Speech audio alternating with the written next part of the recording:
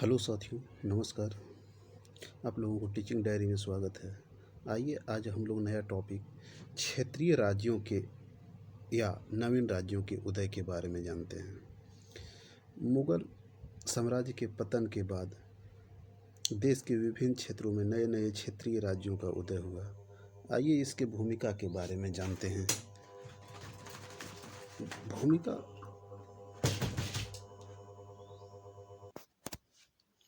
भूमिका मुगल साम्राज्य के पतन के साथ ही मुगलों के सूबा स्वतंत्र हो गए और अलग अलग जगह पर नवीन राज्यों का उदय प्रारंभ हुआ।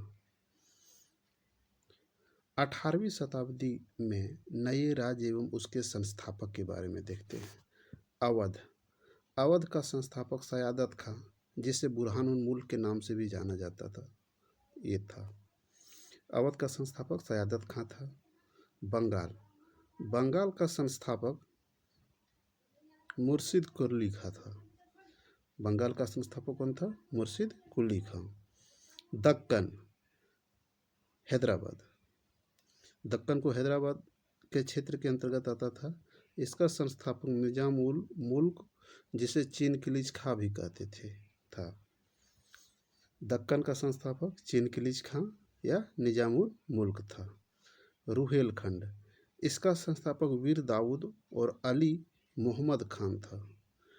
रुहेलखंड का संस्थापक वीर दाऊद और अली मोहम्मद खान था। कर्नाटक, इसका संस्थापक सदुतुल्लाह खां था। कर्नाटक का संस्थापक कौन था? सदुतुल्लाह खां था। भरतपुर, इसका संस्थापक चूड़ामन जाट था। भरतपुर का संस्थापक चूड़ामन जाट था। राजपूताना, इसका संस्थापक अजीत सिंह था। राजपूताना का संस्थापक कौन था? अजीत सिंह। सिख या पंजाब राज्य, इसका संस्थापक बंदा बहादुर था। पंजाब राज्य का संस्थापक बंदा बहादुर। मैसूर, इसका संस्थापक हैदर अली था। मैसूर का संस्थापक कौन था? हैदर अली। त्रिवनकोर, इसका संस्थापक मार्तंड वर्मा था। त्रिवनकोर का संस्थापक मार्तंड वर्मा। मराठा और पेशवा, इसका संस्थापक शिवाजी और बालाजी विश्वनाथ था। मराठा पेशवा का संस्थापक शिवाजी और बालाजी विश्वनाथ था। आइए हम लोग बंगाल के बारे में विस्तार से जानते हैं।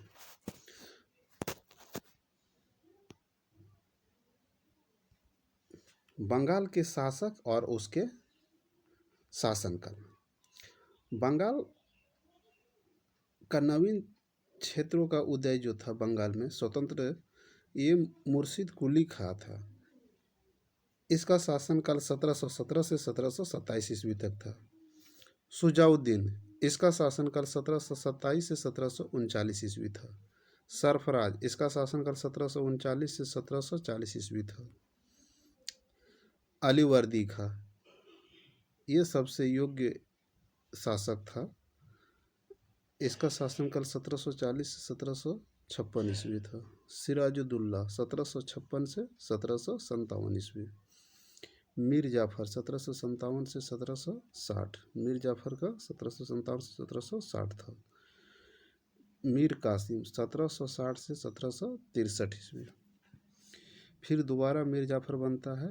इसका शासनकाल 1763 से 1765। नजमुद्दौला 1765 से 1766 और सैफुद्दौला 1766 से 1770।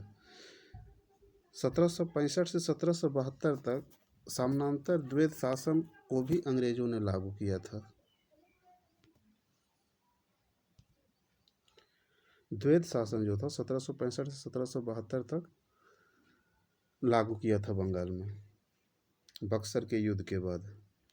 बंगाल की स्थापना सन 1700 ईस्वी में औरंगजेब ने मुर्शिद कुली खां को बंगाल का नया सूबेदार घोषित किया था। औरंगजेब ने 1700 ईस्वी में मुर्शिद कुली खां को बंगाल का सूबेदार घोषित किया था। इसकी राजधानी ढाका को बनाया था। औरंगजेब की मृत्यु के बाद इसने खुद को स्वतंत्र शासक घोषित किया।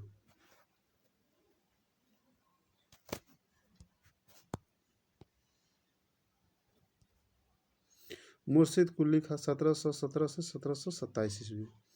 1717 ईस्वी में फारूक सियर ने इसे बंगाल का नवाब बनाया था। 1719 ईस्वी में मुर्शिद कुली खां को उड़ीसा भी दे दिया गया। बंगाल के स्वतंत्र राज्य की स्थापना मुर्शिद कुली खां के द्वारा की गई थी। बंगाल के स्वतंत्र राज्य की स्थापना किसके द्वारा की गई थी? मुर्शिद कुली खां के द्वारा। इसने अपनी राजधानी को ढाका से मुर्शिदाबाद स्थानांतरित किया था। इसने बंगाल में इजारेदारी बंदोबस्त को लागू किया था। इसने बंगाल को तकावी उधारी ऋण प्रदान किया था। 1717 ईस्वी में बंगाल फारूक सियर अंग्रेजों को एक स्वर्णिम फरमान जारी कर मुक्त व्यापार का अधिकार बंगाल के लिए जारी किया था।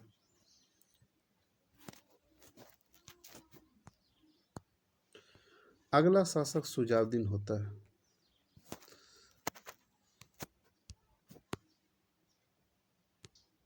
आइए सुजाउद्दीन के बारे में जानते हैं। 1733 ईस्वी में बिहार भी बंगाल के अधीन कर दिया था। बिहार को बंगाल के अधीन कब किया गया था? 1733 में। इसने अलीवर्दी खां को बिहार का नया सूबेदार बनाया था। अलीवर्दी खां को सुजाउद्दीन ने अलीवर्दी खां को बिहार का नया सूबेदार बनाया था। 1733 ईस्वी में सुजाउद्दीन ने बिहार पर भी अधिकार कर लिया तथा इसने अलीवर्दी खां को बिहार का सूबेदार नियुक्त किया था। मुर्शिद कुली खां के शासनकाल में सुजाउद्दीन उड़ीसा का राज्यपाल बना था। मुर्शिद कुली खां के शासनकाल में सुजाउद्दीन जो था ये उड़ीसा का उस समय उपराज्यपाल था। अगला शासक जो होता है सरफराज, ये 1739 ईस्वी में बंगाल का नया नवाब बनता है। इसने अलीवर्दी खां 1740 में गिरिया के युद्ध में पराजित किया और इसकी हत्या कर दिया था। सरफराज ने अलीवर्दी खां को गिरिया के युद्ध में 1740 में पराजित करके इसको हत्या कर दिया था। और अगला शासक अलीवर्दी खां बनता है। अलीवर्दी खां का शासनकाल 1740 से 1756 ईस्वी होता है। इसे बंगाल का सबसे महान नवाब माना जाता है। इसमें खुद को बंगाल, बिहार तथा उड़ीसा तीनों प्रांतों का नवाब घोषित किया। इसके शासनकाल में 1751 ईस्वी में मराठा सेनापति रघुजी भोसले ने उड़ीसा पर आक्रमण किया था। इस आक्रमण के बाद उड़ीसा मराठाओं को दे दिया, साथ ही 12 लाख प्रति वर्ष चौथ के रूप में भी देने का वादा किया था। मराठा आक्रमण के बाद मराठाओं के अधीन उड़ीसा हो जाता और साथ में 12 लाख प्रति वर्ष चौथ के रूप में भी देने का वादा किया था। अलीवर्दी खां अंग्रेजों को मधुमक्खियों के समान कहा, यदि उन्हें ना छेड़ा जाए तो शहद देगी और छेड़ा जाए तो काटकर मार डालेगी। एक कथन किसका था? अलीवर्दी खां का, अंग्रेजों के खिलाफ। अंग्रेजों को मधुमक्खियों के समान कहा। 1756 ईस्वी में अलीवर्दी खां की मृत्यु अतिसार रोग से हुई। इसकी मृत्यु के पश्चात बंगाल का अगला नवाब उसकी नाती सिराजुद्दौला बना। बंगाल का अगला नवाब सिराजुद्दौला बनता है। इसका शासनकाल 1756 से 1757 ईस्वी था। 23 वर्ष की उम्र में सिराजुद्दौला बंगाल का नवाब बना। सिराजुद्दौला जो था 23 वर्ष की उम्र में बंगाल का नवाब बनता है। अलीवर्दी खां के मृत्यु के पश्चात अंग्रेजों ने कलकत्ता तथा फ्रांसीसियों ने चंद्रनगर की किलेबंदी करना प्रारंभ कर दिया था। सिराजुद्दौला के मना करने के बाद फ्रांसीसी मान गए, परंतु अंग्रेज नहीं माने।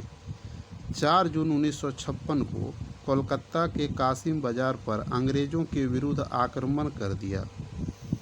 अंग्रेजों ने भयभीत होकर इसके सामने आत्मसमर्पण कर दिया।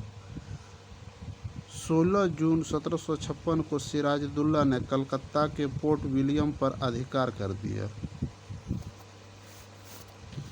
16 जून 1756 को सिराजुद्दौला ने कलकत्ता के पोर्ट विलियम पर अधिकार किया।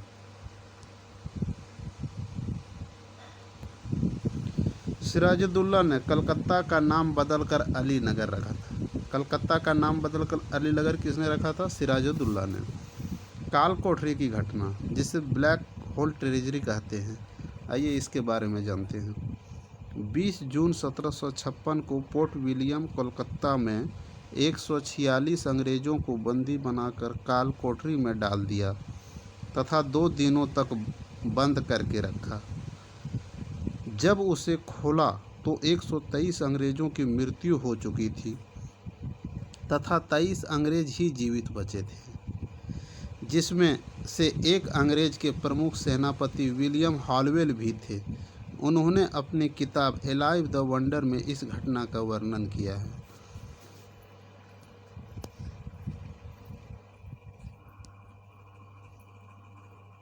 इसके अनुसार 20 जून की रात को नवाब 146 अंग्रेज बंदियों को 18 फुट लंबी तथा 40 फुट 10 इंच चौड़ी कोठरी में बंद कर दिया था। इस घटना के पश्चात मद्रास प्रेसिडेंसी से एडमिरल वाटसन और कर्नल रॉबर्ट क्लाइव सेना लेकर 2 जनवरी 1757 को अंग्रेज़ों ने कलकत्ता पर आकर पुनः अधिकार कर लिया। अलीनगर की संधि 9 फरवरी 1757 ईस्वी। यह संधि रॉबर्ट क्लाइव एवं सिराजुद्दौला के मध्य हुए थे। इसमें निम्न समझौते हुए थे।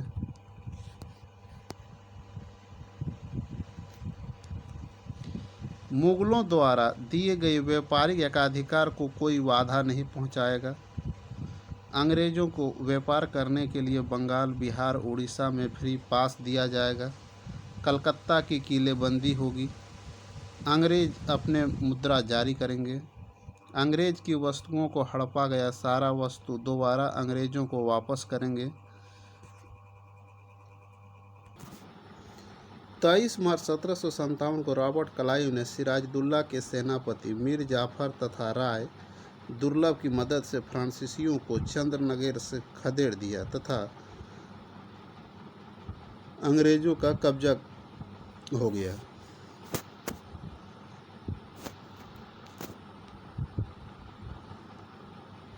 पलासी का युद्ध 23 जून 1757 ईस्वी को होता है।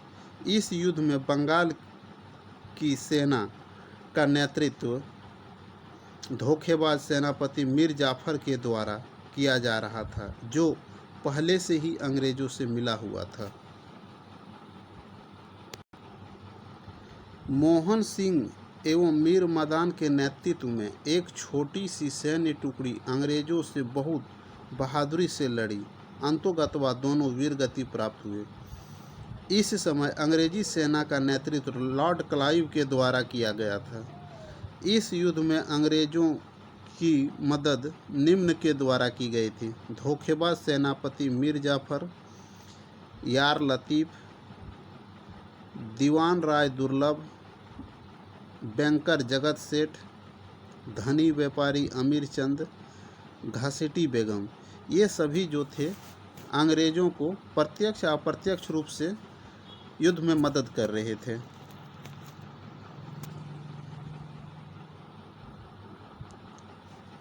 सर जदुनाथ सरकार ने लिखा, 23 जून 1757 को मध्यकालीन भारत के इतिहास का अंत हो गया और आधुनिक इतिहास की शुरुआत हो गई। इस युद्ध के बाद कंपनी को 24 परगना की जिम्मेदारी मिली। साथ ही वर्धमान एवं नदिया के कुछ क्षेत्र भी अंग्रेजों को प्राप्त हुआ। इस युद्ध का तात्कालिक कारण ब्लैक होल की घटना 20 जून 1756 को माना जाता है। पलासी के युद्ध के बाद अंग्रेज भारत में व्यापारी ही बने रहे। उसके अधूरे कार्यों को बक्सर के युद्ध ने पूरा कर दिया। पलासी वर्तमान में नदिया जिले में गंगा नदी के किनारे हैं।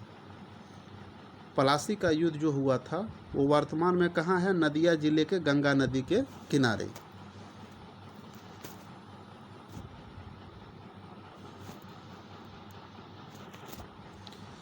सिराजुद्दौला के बाद मीर जाफर 1757 से 1760 तक इसे अगला शासक बंगाल का बनाया जाता है। इसे क्लाइव का गधा कहा जाता है। मीर जाफ़र को कलायुग का गधा कहा जाता है। इसी के शासनकाल में हिंदू मुस्लिम वैमनस्य प्रारंभ हुआ और अंग्रेज़ों ने बांटो और राज करो की नीति को प्रारंभ किया। अंग्रेज़ों के द्वारा लगातार की जा रही मांगों को पूरा न कर पाने के कारण अंग्रेज़ों ने इसे पद से हटा दिया, जिसे 1760 की क्रांति के नाम से जाना जाता है। अगला शासक मीर जाफ़र के दामाद मीर कासिम को बंगाल का नया शासक बनाता है। मीर कासिम का शासनकाल 1760 से 1763 ईस्वी तक है। इसने राजधानी को मुर्शिदाबाद से मुंगेर हस्तांतरित किया था। मीर कासिम ने अपनी राजधानी को मुर्शिदाबाद से मुंगेर हस्तांतरित करता है। इसने अंग्रेज़ों को वर्धमान, मिदनापुर और चटगांव की दीवानी प्रदान कर दिया था।